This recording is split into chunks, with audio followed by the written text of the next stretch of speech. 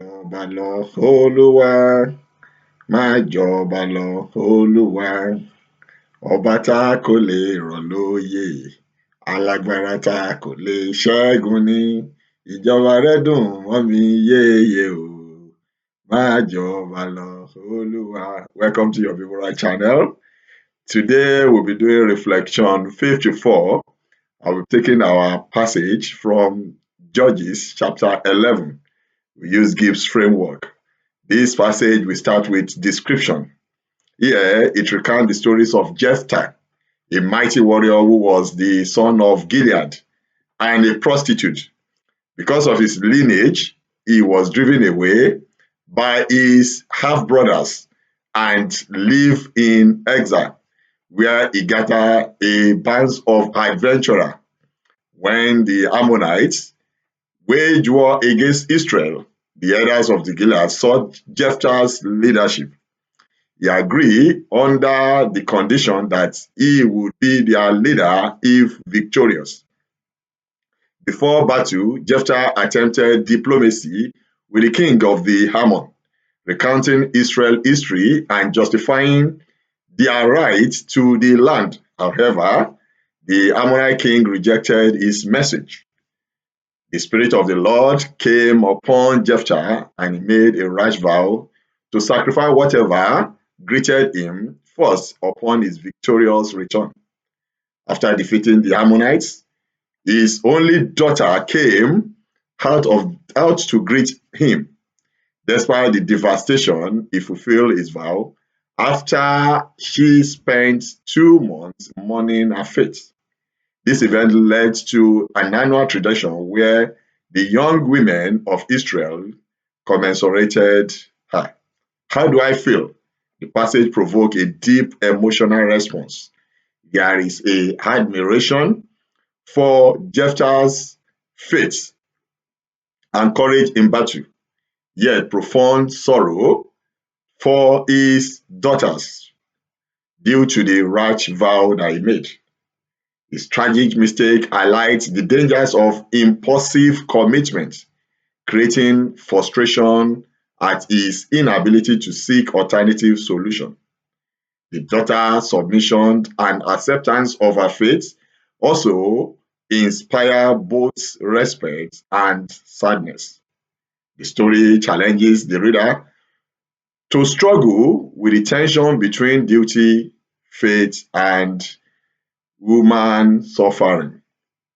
Let's go to evaluation. This is what I bring out from it.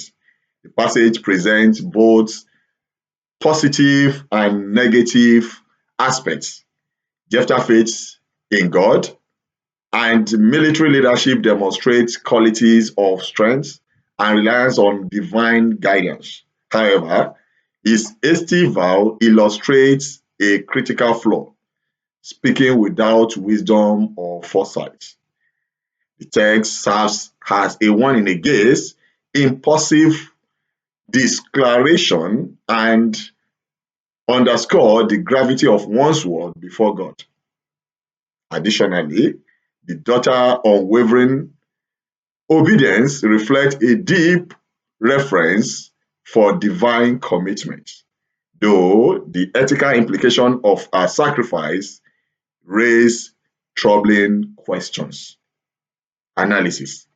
Several key theological and moral lessons emerge from this passage.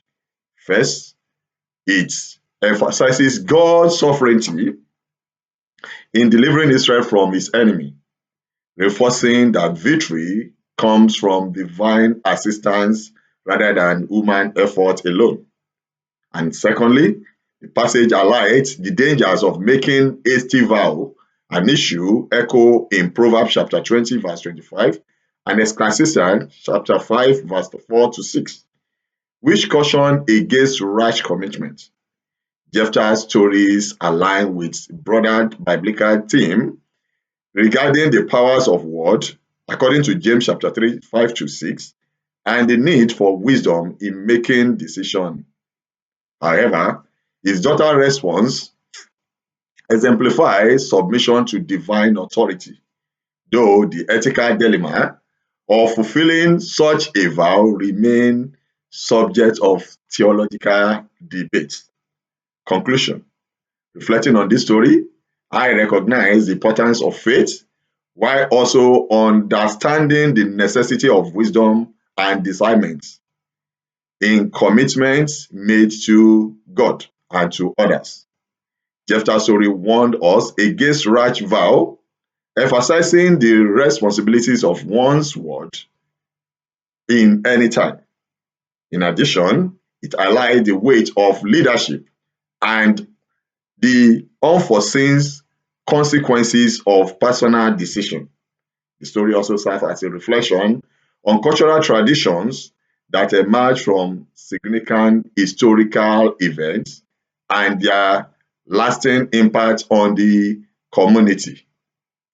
What will I do? What will you do? Moving forward, this passage encourages me to be more mindful of my decision making and to seek God's wisdom before making commitments. It also serves as a reminder to carefully and weigh my word and promises, ensuring they align with God's principles. Practically, I am to cultivate patience and discernment in my speech and actions, fostering a habit of seeking divine guidance before making significant commitments. And finally, this passage reinforces the need to balance faith with wisdom, ensuring that devotions to God never leads to unintended harm. These reflections appear contentious, but what will you do? The aim of this reflection is to better our life and our community, thus living a peaceful life. Till I see you again, I remain Abiodun-Alli. Share and like.